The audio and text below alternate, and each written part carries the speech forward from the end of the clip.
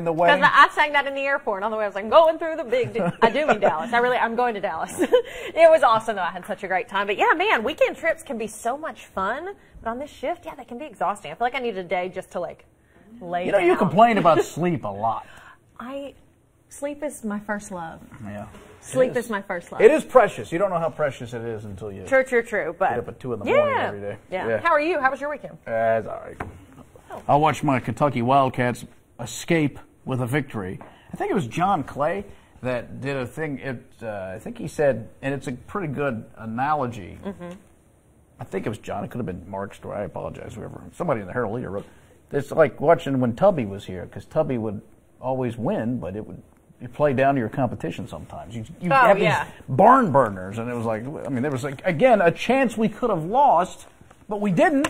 And that's new, and Kentucky football is 5-1, ladies and gentlemen. I know! That's fantastic. Awesome. It is very fantastic. Proud of it. Very proud of it. That's good, but it's one of those. I just would prefer, because with the cholesterol at 260, don't get him started, and the high blood pressure through the roof, that I don't need that. You made it, though. You're okay. Nobody had to do chest compressions. No, not you this made time. it through. But yeah, whenever you seem to win, like not just Kentucky, but any team, it's like when you win like that, where you were so afraid at the end, it's not as exciting. You know, when you just blow somebody out, it's like that's right. But yeah, it's like, well, yeah, we won. Yeah, barely. Well, because we survived. We were favored to win that game too. Oh yeah, definitely. But hey, a win is a win. But we'll take it. 5-1. That's an awesome start. Okay, let's do some hot topics. Let's do it. Hot topics. Well, Jason Aldean returned to Las Vegas yesterday. It was 1 week since that mass shooting at his outdoor concert. It was him and his wife. They went and visited victims at the Vegas hospital. He also, and this was note perfect, he performed on Saturday Night Live over the weekend, and he paid tribute to the victims and Tom Petty as well, who we lost last week. And it was just perfect because he got to sing Tom Petty's hit, I Won't Back Down. It just had so much meaning, not only to remember Tom Petty, but yeah, I won't back down, you know, for the victims of that shooting and their families and friends and everybody. Just, you know, when people were saying, you know, we're not going to live in fear. So, man, what a touching moment to see him sing that. Because he was affected by this just like anybody else. I can't imagine the fear he felt. He was on stage when this happened in that video of him running off stage on there. Well, not just fear. Again, I hope he can cope with that, but I think it just has to be, because if you're human nature, a little bit of responsibility as people have paid money to come see you.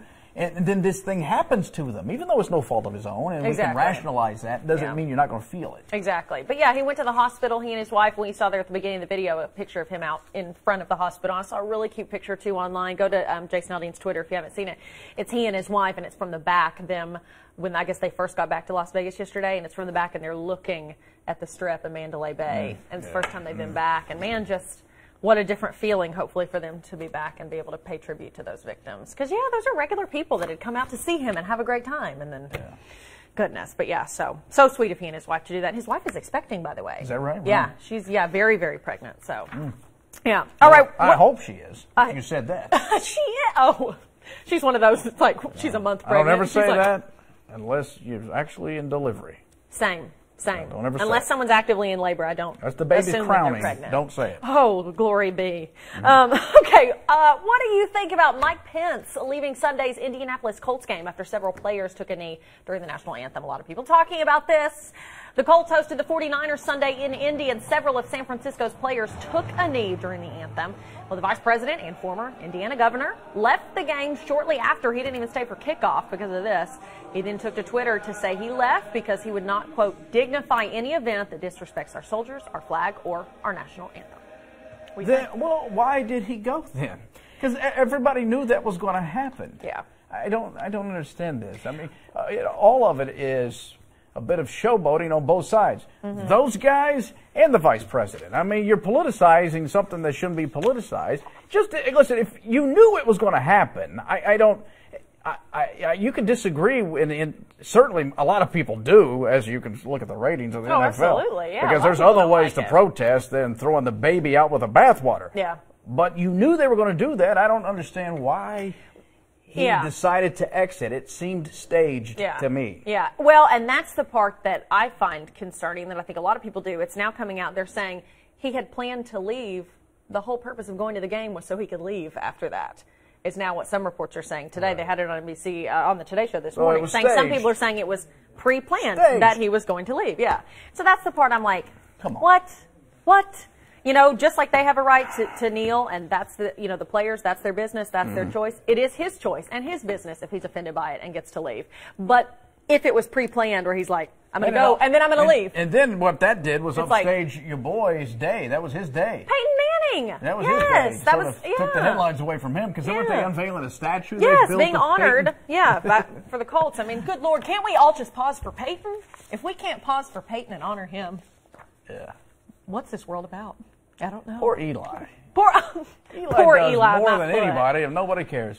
Well, Dove is apologizing after people became upset over an ad it released over the weekend. The 3-second video appeared on the company's Facebook page Friday. It showed a black lady taking off a T-shirt to reveal a white lady.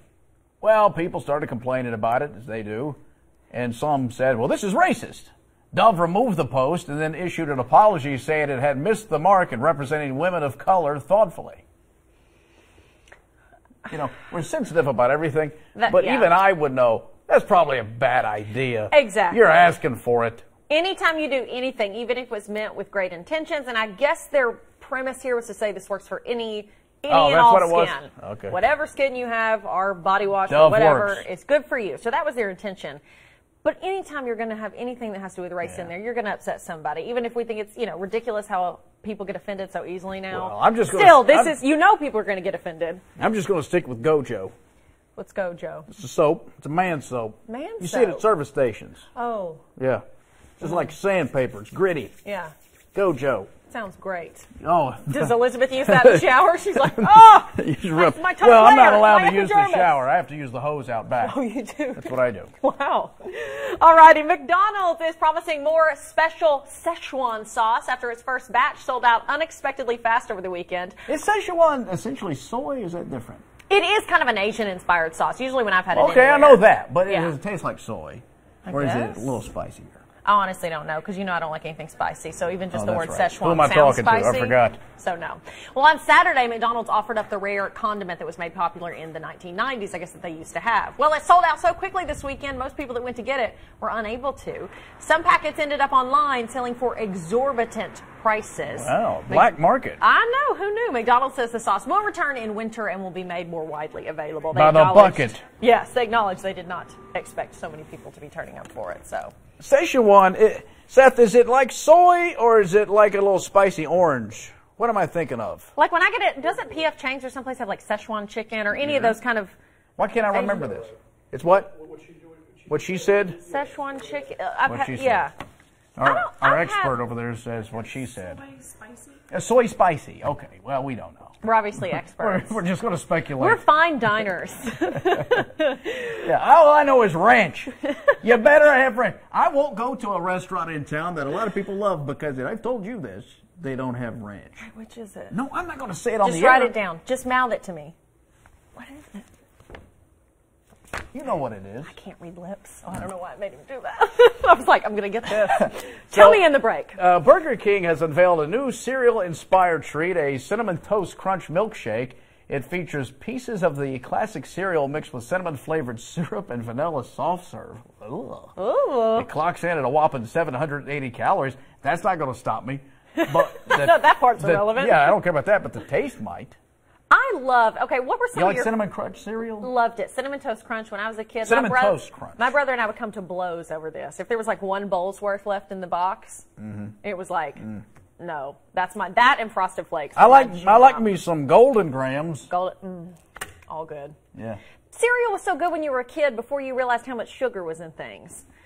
Because I ate that stuff to oblivion and was like, this is amazing. Should I have stopped? Because I haven't. Oh, you still eat that? Rice Krispies with a ton of sugar. Yeah. But my staple probably is the Frosted Flakes. You can't beat them. Tony the Tiger doesn't lie. Yeah.